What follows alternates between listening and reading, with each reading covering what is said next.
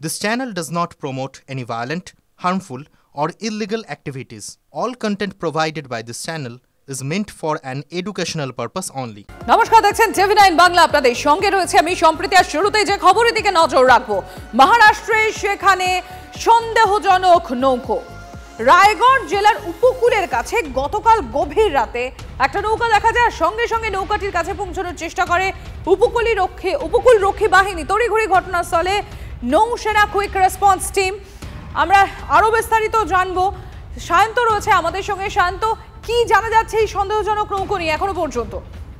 দেখো, মুম্বাই তাজ হোটেলে হামলার পর উপকূল রক্ষী বাহিনী কিন্তু মহারাষ্ট্র উপকূলে অনেক বেশি সক্রিয় হয়েছে, যার প্রমাণ মিলল কিন্তু এই মহারাষ্ট্রের রায়গঞ্জের উপকূলে একটি সন্দেহজনক পাক বোট উদ্ধার হওয়ায়, যেটা মূলত উপকূল রক্ষী বাহিনী সূত্রে খবর যে এটি দীর্ঘক্ষণে ভাসতে দেখেন সেখানকার মৎস্যজীবীরা। কিন্তু এই বোট কোথা থেকে এলো সেটাই কিন্তু এখন মূলত তারা খতিয়ে দেখছে। তবে সেই বোট করে কেউ এসছে কিনা সেটাও কিন্তু মূল এখন তদন্তের বিষয়। ইতিমধ্যে উপকূল রক্ষী বাহিনীর তরফে ইন্ডিয়ান নেভি, আর্মি এবং কি মহারাষ্ট্র যে এটিএস আছে সেই এটিএস সঙ্গে কিন্তু যোগাযোগ করা হচ্ছে, অ্যান্টি টেররিস্ট স্কোয়াডের সঙ্গে যোগাযোগ করা হয়েছে। মূলত দেখা হচ্ছে এখানে বোটে করে কেউ পাকিস্তানের দিক থেকে লুকিয়ে এলো কিনা বা তারা মহারাষ্ট্রের ভেতরে কোনোভাবে প্রবেশ করেছে কিনা সেটাও মূলত কিন্তু খতিয়ে দেখা হচ্ছে। কিন্তু যেভাবে পাক বোটটি, যেভাবে ওই সন্দেহজনক বোটটি জলে ভাসতে দেখা গিয়েছে, তাতে উপকূল রক্ষী বাহিনী নিশ্চিত কোনো মৎস্যজীবীদের বোট নয়, এতে করে কেউ এসছে সন্দেহজনক ভাবে এবং তারা এসে কিন্তু মহারাষ্ট্রের ভেতরেই প্রবেশ করেছে। কিন্তু তারা কে সেটা কিন্তু এখন খতিয়ে দেখা হচ্ছে। বোটটাকে পাকিস্তানের? দেখো, উপকূল রক্ষী বাহিনী কিন্তু নিশ্চিত হচ্ছে যে এই বোটটি এখন পর্যন্ত যা খতিয়ে দেখা হচ্ছে বোটটি পাকিস্তানের, কিন্তু তাতে কিন্তু কোনো মার্ক বা কোনো নাম লেখা নেই। মূলত ভারতীয় বোট হলে প্রথমত ভারতীয় পতাকা থাকতো, দ্বিতীয়ত ভারতীয় বোটে কিন্তু নাম লেখা থাকে, সেইটুকু কিন্তু বোটের মধ্যে দেখা যায়নি বলেই উপকূল রক্ষী বাহিনী সূত্রে জানা গিয়েছে। এখন সেটাই দেখা হচ্ছে যেটা ভারতীয় বোট না পাকিস্তান বোট। তবে উপকূল রক্ষী বাহিনী একটা বিষয় নিশ্চিত হতে পারছে যে পাকিস্তান থেকেই এটা এসছে, কিন্তু কিভাবে ঢুকলো সেটাই কিন্তু দেখার।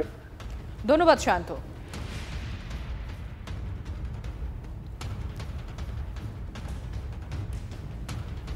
অবসরপ্রাপ্ত সেনাকর্তা কর্নেল দীপ্তাংশু চৌধুরী রয়েছেন আমাদের সঙ্গে। কর্নেল, একটা বিষয় জানতে চাইবো, এই যে রায়গড়ের কাছে মহারাষ্ট্রের উপকূলে সেখানে পাকিস্তানের নৌকো পাওয়া যাচ্ছে, যদিও সেখানে কোনো মানুষ বা কোনো ব্যক্তির সন্ধান এখনো পাওয়া যায়নি, কিন্তু উপকূলরক্ষী বাহিনী তারা নিশ্চিত এটা পাকিস্তানের নৌকো। এটা কি কোনো আশঙ্কার বিষয় বা উদ্বেগের বিষয়? দেখুন, আমাদের মেরিটাইম বর্ডার ইজ হিউজ ভারতবর্ষে। তো সেই জায়গায় আমরা 26/11 দেখেছি বোম্বেতে, মুম্বাইতে কিভাবে অ্যাটাক হয়েছিল, এবং তারপর যে maritime border patrolling, coast guard এবং নেভাল শিপ যেটা আছে সেটা অনেক ক্ষেত্রে বাড়িয়ে দেওয়া হয়েছিল। এবং আমাদের অন্য যেসব রিসোর্সেস আছে, স্যাটেলাইট ইমেজ, আদার ইন্টেলিজেন্স, টেকনিক্যাল রেসপন্সিবিলিটি যেগুলো ছিল, তারা এনটিআর হোক, স্পেস রিসার্চ অর্গানাইজেশন হোক, তারা কিন্তু ক্লোজলি মনিটর করছিল।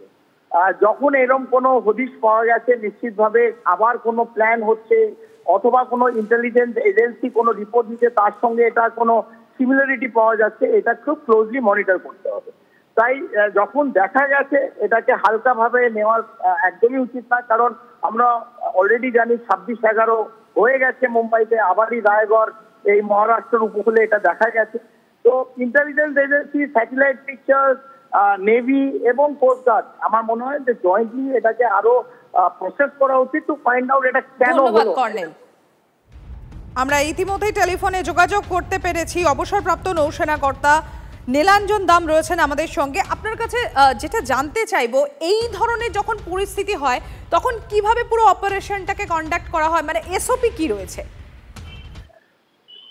দেখুন, যখন এই ধরনের কোনো ইন্টেলিজেন্স ইনপুট আসে, বা সেটা ইন্টেলিজেন্স ডিপার্টমেন্ট থেকেই হোক বা লোকাল যারা আছে, লোকাল যারা মৎস্যজীবী আছে তাদের তরফ থেকে অনেক সময় ইন্টেলিজেন্স ইনপুট এগুলো আসে, যখন আসে তখন কিন্তু নেভির মধ্যে, শুধু নেভি নয়, নেভি কোস্টগার্ড সবার মধ্যে একটা হাই অ্যালার্ট শুরু হয়, হাই অ্যালার্ট জারি করা হয়।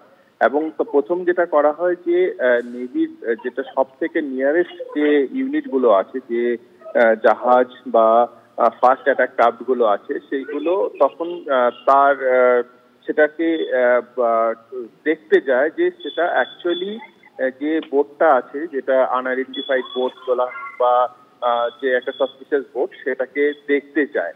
এবং তখন সেখানে গিয়ে সেটাকে প্রথমে মনিটর করা হয় এবং সেটাকে দেখা হয় যে সেটা সাসপিসিয়াস, মানে তার অ্যাক্টিভিটি গুলো কি, তার কিছু যারা আছে তাদের সঙ্গে কথা বলা হয়। তাদের অনেক সময় হয় যে কিছু কিছু বোট আছে যারা পাওয়ার ফেল হয়ে যায় বা খারাপ হয়ে তখন তারা ড্রিফট করতে করতে চলে আসে।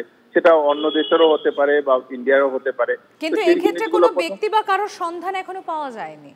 হ্যাঁ, সেক্ষেত্রে হতে পারে। অনেক সময় হয় যে কোনো মোটর বোট বা কোনো যখন জাহাজ বা কোনো ছোট বোট যখন পাওয়ার ফেলিয়ার হয়ে যায় বা তার যখন তখন সেখান থেকে তারা অ্যাবেন্ডন করে তারা অন্য কোনো জাহাজে উঠে চলে যায়। তো সেরকম পসিবিলিটি থাকতে পারে, বাট সেটা যতক্ষণ না সেখানে গিয়ে কেউ সেটা সরজমিনে তদন্ত করছে ততক্ষণ পর্যন্ত এটা নিয়ে এখনই বলা পসিবল নয়। অনেক ধন্যবাদ আপনাকে। হাওড়ার নরসিংহ দত্ত কলেজে ছাত্রদের উপর যৌন নির্যাতন ঘটনার পর থেকে খোঁজ নেই অভিযুক্ত টিএমসিপির রাজ্য সহ সভাপতি সৌভিক রায়। কুকীর্তি ফাঁসের পর থেকেই বন্ধ নরাধম সৌভিক রায়ের ফোন। হাওড়ার টিকিয়াপাড়ায় সৌভিকের বাড়িতে ঝুলছে তালা। হাওড়ার নরসিংহ দত্ত কলেজে ছাত্রদের রেগিংয়ের ঘটনার খবর গতকাল TV9 বাংলায় প্রকাশের পরই কিন্তু তৃণমূল ছাত্র পরিষদের রাজ্য সহসভাপতি সৌভিক রায়, অর্থাৎ যার বিরুদ্ধে মূলত রেগিং করার অভিযোগ উঠেছিল, সেই সৌভিক কিন্তু এলাকা ছেড়েছে। আমরা গতকালও তাকে বারবার ফোনে ধরার চেষ্টা করেছি এবং তার বাড়িতে এসেছিলাম, আজও তার বাড়িতে এসেছি এবং তার বাড়িতে এসে জানা যায় যে সে বাড়িতে নেই। গতকালই সে কাজের উদ্দেশ্যে বাড়ি থেকে বেরিয়েছে এবং যেটা জানা যাচ্ছে সূত্র মারফত, এই সৌভিক রায় সে কিন্তু মন্ত্রী অরূপ রায়ের ঘনিষ্ঠ বলেই জানা যাচ্ছে এবং মন্ত্রীর বদান্যতায় সে শাসক দলের একাধিক জায়গায় উচ্চ জায়গায় সে কিন্তু অধিষ্ঠান করেছিল এবং পাশাপাশি সোশ্যাল মাধ্যমে এই সৌভিক রায় অরূপ রায়ের সঙ্গে নানান ছবি কিন্তু পোস্ট করে রেখেছে। ফলে তো মন্ত্রীর সঙ্গে তার ভালো সম্পর্ক, এমনটাই কিন্তু এলাকায় কান পাতলেই শোনা যায়। পাশাপাশি মন্ত্রী অরূপ রায়কে এ বিষয়ে জিজ্ঞাসাবাদ করলে তিনি কিন্তু ক্যামেরার সামনে কোনো রকম মুখ খুলতে চাননি। সব মিলিয়ে TV9 বাংলার খবরের জের সৌভিক কিন্তু এলাকা ছেড়েছে এবং সৌভিকের খোঁজে এই মুহূর্তে আমরা তার বাড়িতে এসেছিলাম, তাকে পাওয়া যায়নি। হাওড়া থেকে সুব্রত বন্দ্যোপাধ্যায়, TV9 বাংলা।